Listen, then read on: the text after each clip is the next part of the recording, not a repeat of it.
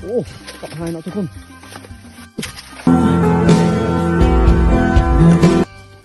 โอ้นับแล้วทุกคนโอ้มันรอบแรกของเฮากะสิประมาณนี้ทั้งหมดกะสิประมาณ40ปลายโต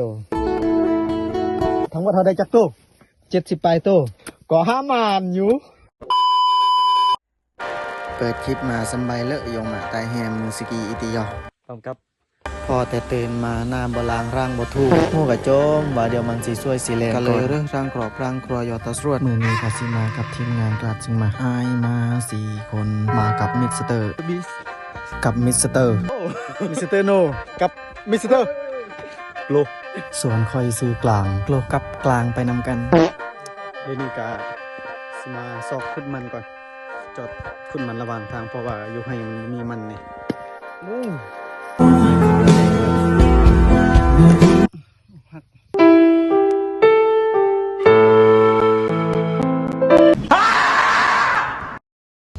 หลังจากที่ขุดมันแล้วกสิกรเดินทางต่อ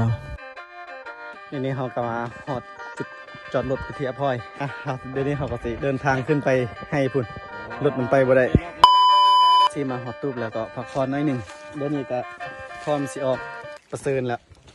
ทีมงานกลัดซึ่งมาเฮาก็สิเริ่มออกมาใส่กับแล้วนะตัวนี้ก็จะเป็นรางแรกแหกมานของเฮาแล้วรางที่2ก็ตามมามีรางที่2ต้องมีรางที่3ถ้ามีรางที่3แน่นอนต้องมีรางที่4รางที่5ก็ตามมาติดในรางที่6นี่เป็นพิเศษหน่อยนึงใส่ไว้หน้าเฮือนเลยเนาะเลยรางนี้มื้ออื่นมีตีลังกาแน่นอนระหว่างที่พักผ่อนก็สิพาทุกคนมาดูธรรมชาติน้ำตกตาดนี่แอกหน่อยนึง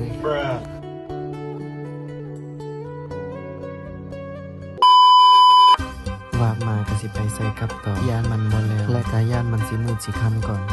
ก็สิขอไปใส่กับให้มันแล้วก่อนใส่กับแล้วค่อยมาพอกันงะใส่กับหากันแล้ว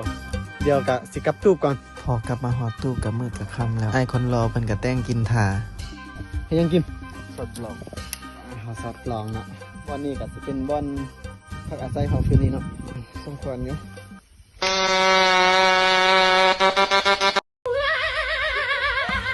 แนวกินแรงเขาก็ได้เสร็จเป็นที่เรียบร้อยแล้วนะก็สิมีเมนูต้มมีแล้วก็ตำวายมากินข้าวน้ำกันเด้อจ้ะว่ามาหอดเวลาที่เรารอคอยก็คือไปยามกับนี่เองไปรุ่นเบิ่งนำกันว่าสิทึกหรือบ่เอามาเบิ่งล้างแรกแหกมันของเฮาว่าสิทึกหรือบ่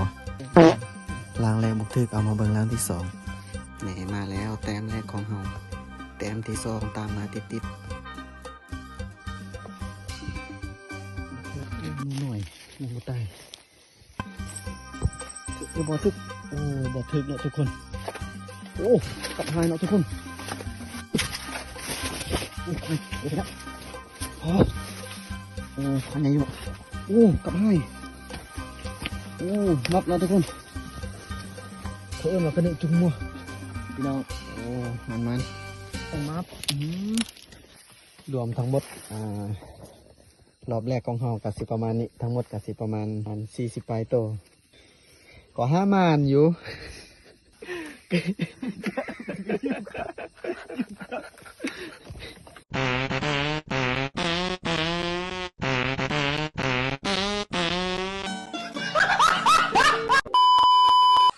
หลังจากที่ พยายามกับแล้วก็ฮอดเวลาอันสมควรเฮาสิได้บรรทมฝันดีนี่ก็เอาฝันดีเด้อพอกันมื้ออื่นจะไปยามหอบที่2เข้ามื้ออื่นว่าสิได้หรือบ่รวมเดี๋ยวค่อยเบิ่งนำกันมื้ออื่นว่าสิได้หรือบ่ฝันดี 2,000 years